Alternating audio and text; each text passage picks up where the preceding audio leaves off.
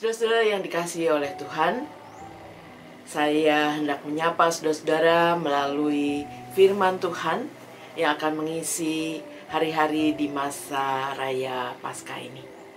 Sebelumnya mari kita berdoa. Terima kasih Tuhan untuk senantiasa Engkau hendak menyapa kami melalui kebenaran firman-Mu. Biarlah ya Tuhan Kau boleh berkata-kata kepada setiap kami, dimanapun kami berada, agar sungguh Tuhan, kami boleh disentuh oleh kebenaran-Mu. Beracaralah ya Roh Kudus, dalam Kristus kami berdoa. Amin. Saudara-saudara yang dikasihi Tuhan, firman yang akan melandasi renungan kita dari Ibrani pasal 5, ayat 8 dan 9. Saya akan bacakan. Dan sekalipun ia adalah anak, ia telah belajar menjadi taat dari apa yang telah dideritanya. Dan sesudah ia mencapai kesempurnaannya, ia menjadi pokok keselamatan yang abadi bagi semua orang yang taat kepadanya. Saudara-saudara yang dikasihi oleh Tuhan, pernahkah Anda mendengar istilah jas merah? Beberapa kali istilah itu diucapkan ketika kita bicara soal masa lalu atau soal sejarah. Jas merah adalah istilah yang diartikan sebagai jangan sekali-kali melupakan sejarah. Mungkin dulu waktu kita ada di bangku sekolah, kebanyakan dari kita tidak suka sejarah. Ada juga yang suka, tapi kebanyakan tidak suka sejarah, harus menghafal tahun-tahun, harus menghafal tokoh-tokoh. Tetapi kenapa kita belajar sejarah? Supaya kita tidak melupakan masa lalu. Sebab ternyata dengan kita belajar sejarah, kita belajar berbagai peristiwa, kita tahu mungkin ada kesalahan-kesalahan yang terjadi di masa lalu. Dan kita belajar supaya kita tidak mengulangi kesalahan. Saudara-saudara, ini menjadi satu hal yang penting. Karena kesalahan adalah guru yang baik untuk kita. Kita diajak untuk belajar dari kesalahan masa lalu. Untuk kita bisa melakukan hal yang baik, lebih baik daripada yang sebelumnya.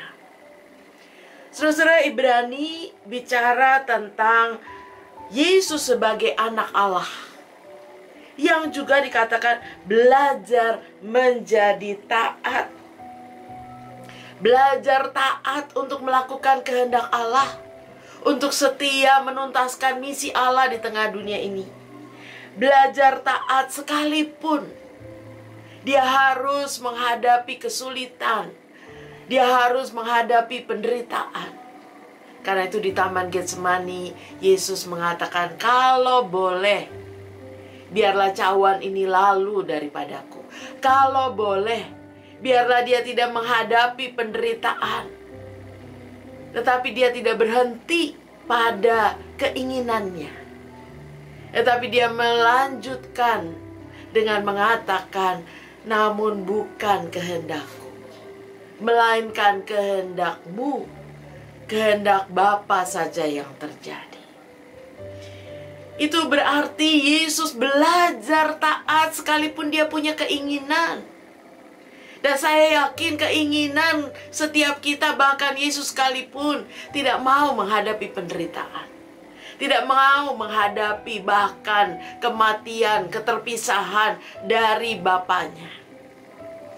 Tetapi kita bersyukur bahwa Yesus tidak jatuh di dalam kepentingannya sendiri.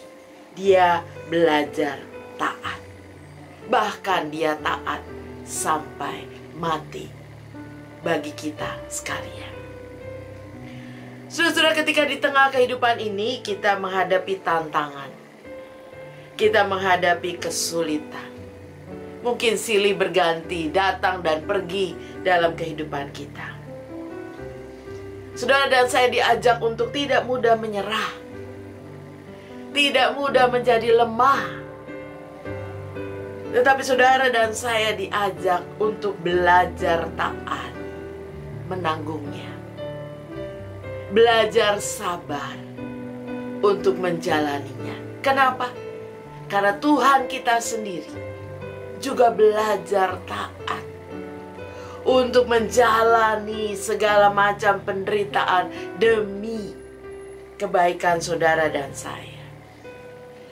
Karena ketaatannya dalam ayat yang ke-9, maka Yesus mencapai kesempurnaannya. Dia menjadi pokok keselamatan yang abadi bagi semua orang yang taat kepadanya. Karena Yesus taat, maka dia menjadi penyelamat kita.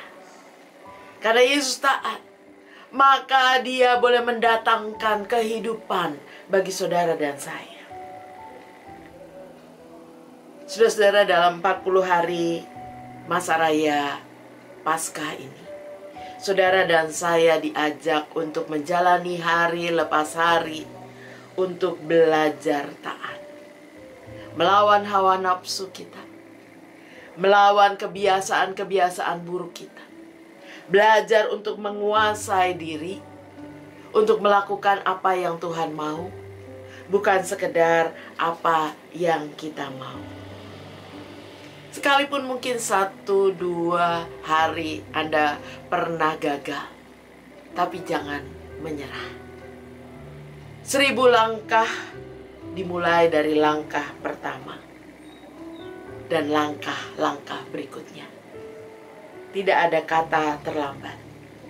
Mari dengan semangat untuk belajar taat, kita menjalani 40 hari masa raya Paskah, supaya saudara dan saya juga memiliki ketaatan seperti yang Tuhan sudah tunjukkan. Dan kita akan menjadi orang-orang yang diberkati Tuhan oleh karena ketaatan kita. Amin. Mari kita berdoa. Terima kasih Tuhan untuk firman-Mu. Tolong kami untuk boleh sungguh-sungguh menjalani hidup dalam ketaatan. Memasuki 40 hari masa raya Paskah di dalam kesungguhan untuk belajar taat. Kiranya Roh memampukan kami. Dalam Kristus kami berdoa.